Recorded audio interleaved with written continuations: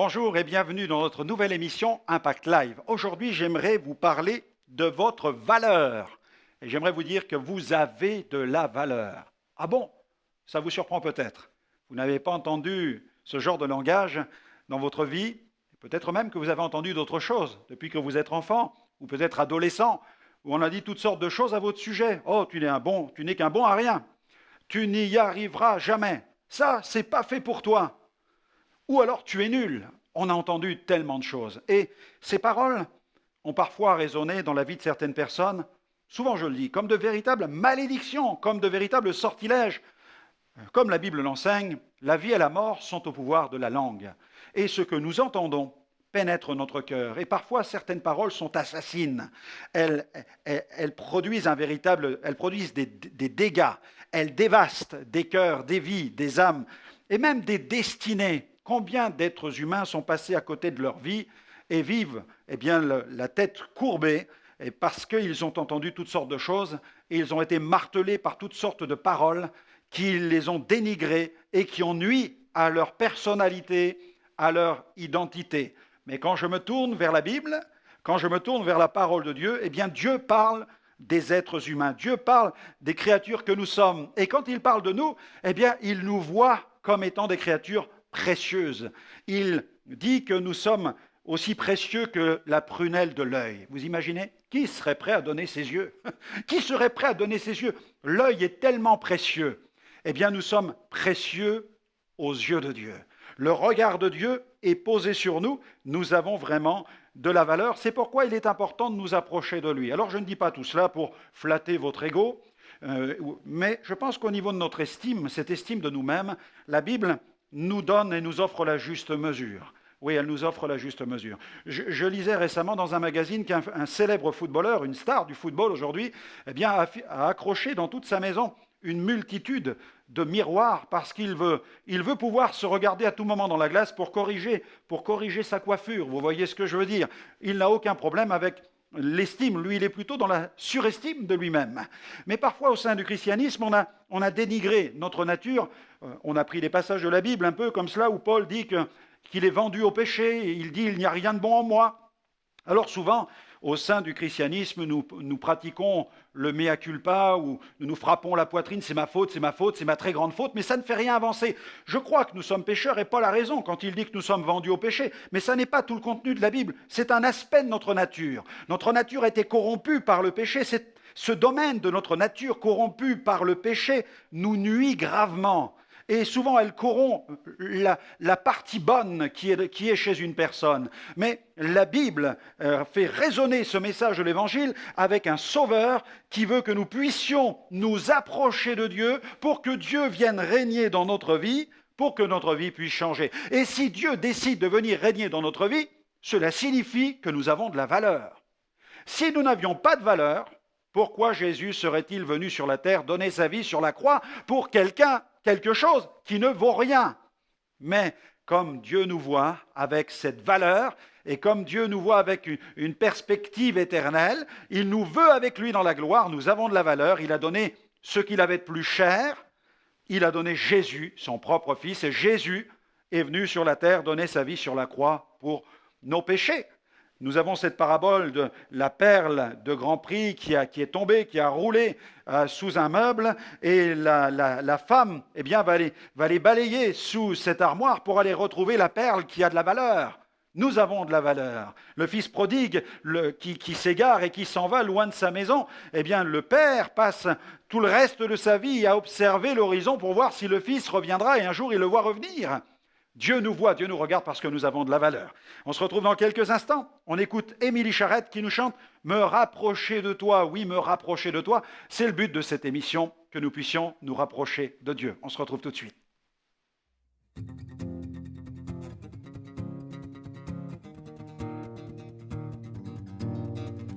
Plus je m'approche de toi, les choses qui m'entourent n'ont plus la même valeur. Plus je m'approche de toi, ce qui me liait n'a plus d'effet sur moi. Plus je m'approche de toi, je ne peux contenir tout l'amour que j'ai pour toi. Me rapprocher rapprocher de toi, mon plus grand bien, me rapprocher de toi. Oh, oh, me rapprocher de toi, mon plus grand bien, me rapprocher de toi. Plus je m'approche de toi, tu me fais découvrir de nouveaux horizons. Plus je m'approche de toi, mon cœur ne peut qu'éclater de joie. Plus je m'approche de toi, je ne peux m'empêcher d'exploser de louange. Oh, oh, me rapprocher de toi, mon plus grand bien, me rapprocher de toi. Oh, oh, me rapprocher de toi, mon plus grand bien, me rapprocher de toi. Je ne peux me contenir devant mon sauveur. Tu as délié mon âme, je veux le crier. Oh, oh, oh. Me rapprocher de toi, mon plus grand bien, me rapprocher de toi. Oh, oh, me rapprocher de toi, mon plus grand bien, me rapprocher de toi. Oh, me rapprocher de toi, me rapprocher de toi. Oh, oh, oh.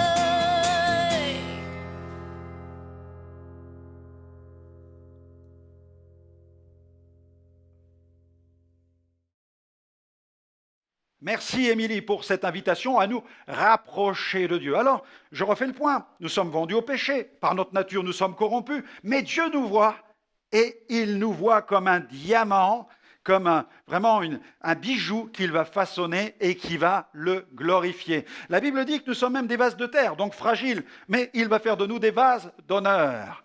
Comme le disait le célèbre évangéliste Leighton Ford, il dit « Dieu nous aime tels que nous sommes, mais il nous aime trop pour nous laisser dans cet état-là. Oui, vous avez de la valeur, mais il y a quelque chose qui doit se produire en vous. Vous avez besoin d'être libéré de cette puissance de corruption, cette puissance du péché qui corrompt votre existence. » Et la Bible dit dans Jean 3,16, elle déclare « Car Dieu a tant aimé le monde. » S'il a aimé le monde, c'est que le monde a de la valeur à ses yeux. Il a tant aimé le monde qu'il a donné son Fils unique afin que quiconque croit en lui, donc place toute sa confiance en Jésus, ne périsse point, mais qu'il ait la vie éternelle.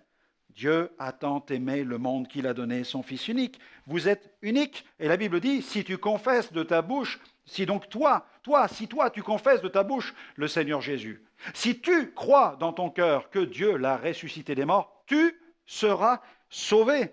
S'il n'y avait eu qu'un seul pécheur sur la terre, j'ai cette conviction que Jésus serait venu donner sa vie sur la croix pour cette seule personne, parce que dans le regard de Dieu, l'être humain a de la valeur. Jésus a donné sa vie pour toi. Jésus veut faire sa demeure en toi. Il l'enseigne, il a dit, celui qui croit en moi, moi et mon Père, nous viendrons chez lui et nous allons faire notre demeure chez lui. Peux-tu imaginer, quelques instants, la grâce de vivre cette expérience unique, extraordinaire, du Créateur qui vient avec son Fils faire sa demeure dans le cœur du pécheur que je suis. Il veut le faire dans ta vie. Il veut le faire dans la vie de tous ceux qui nous écoutent, là où tu te trouves derrière ton écran. Je ne sais pas dans quel pays tu es. Je ne sais pas quelle est ta vision de Jésus, ton regard sur Jésus. Mais Jésus, c'est plus que le prophète, c'est la parole. Il est plus qu'un prophète, il est la parole. Et la parole a créé l'univers. Tout a été créé par la parole. Et la Bible dit que la parole a été faite chair, elle a marché parmi nous, pleine de grâce, pleine de vérité. La parole est venue comme tabernaclée, habiter parmi les hommes. Et cette parole créatrice, Jésus, veut habiter dans notre cœur, il veut résider en nous, pour faire de nous des nouvelles créatures, afin de nous inviter dans son royaume. Si un homme ne naît d'eau et d'esprit, dira Jésus, il ne peut voir, il ne peut entrer dans le royaume de Dieu. Il faut donc là un miracle. Ce miracle de cette transformation où Dieu va maximiser cette valeur en mettant dans notre vie la valeur par excellence, Jésus. Jésus en toi va faire de ta vie une valeur inestimable. Tu vas recevoir la vie éternelle, le pardon de tes péchés, la réconciliation avec Dieu, l'assurance d'une vie dans l'éternité avec Dieu avec Jésus, le Fils de Dieu. Alléluia. Alors, reçois-le maintenant, là où tu es. Prends conscience que Dieu t'invite à rejoindre la grande famille de Dieu. Des millions sur la terre ont fait la paix avec Dieu au travers de Jésus-Christ. C'est la plus grande famille multiculturelle au monde que l'Église. L'Église, c'est plus qu'un temple, c'est plus qu'un bâtiment, ce sont des édifices. Mais dans la Bible, l'Église, c'est l'ensemble de tous ceux qui ont fait la paix avec Dieu. De tout peuple, de toute langue, de toute nation, tous ceux qui croient en Jésus entrent dans l'Église. Et même si tu habites dans un pays où il n'y a pas de temple, où il n'y a pas d'édifice chrétien, là, chez toi, dans ta maison, tu vas devenir l'Église, parce que Dieu va venir habiter dans ton cœur et tu vas devenir le temple du Saint-Esprit. Fais cette prière et invite Jésus en toi maintenant, sans attendre. Jésus, viens dans ma vie, règne en moi afin que je devienne ton temple, que tu donnes à ma vie cette valeur divine, cette valeur inestimable. Pardonne mes fautes, pardonne mes transgressions, pardonne mes péchés, rapproche-moi, réconcilie-moi avec toi, mon Père céleste, au travers de Jésus. Je le déclare, je le confesse, il est dorénavant mon Sauveur, il est dorénavant mon Seigneur et mon Dieu. Amen. Amen. Dieu soit loué. Tu as compris le sens du message de l'Évangile et je t'encourage à poursuivre cette relation magnifique avec le Seigneur, le Créateur au travers de Jésus. Et n'hésite pas, retrouve-moi dans de prochaines émissions où tu vas explorer les richesses infiniment variées de ce magnifique Évangile. À très bientôt.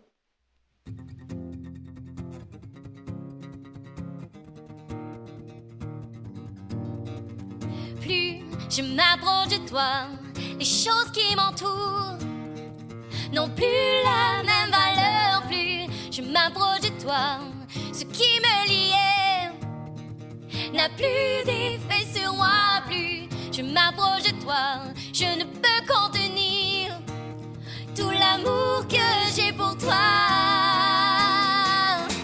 Me rapprocher de toi, mon plus grand bien.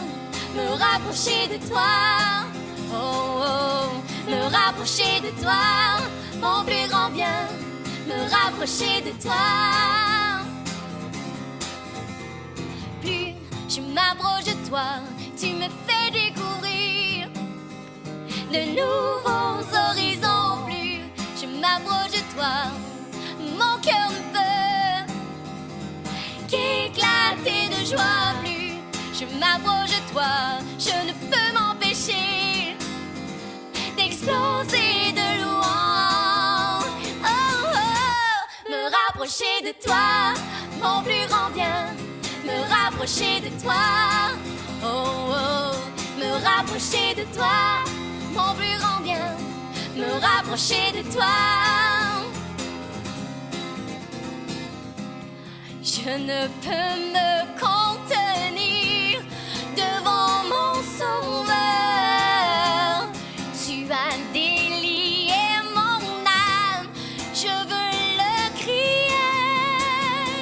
Oh, oh, oh. Me rapprocher de toi, mon plus grand bien. Me rapprocher de toi, oh, oh. Me rapprocher de toi, mon plus grand bien.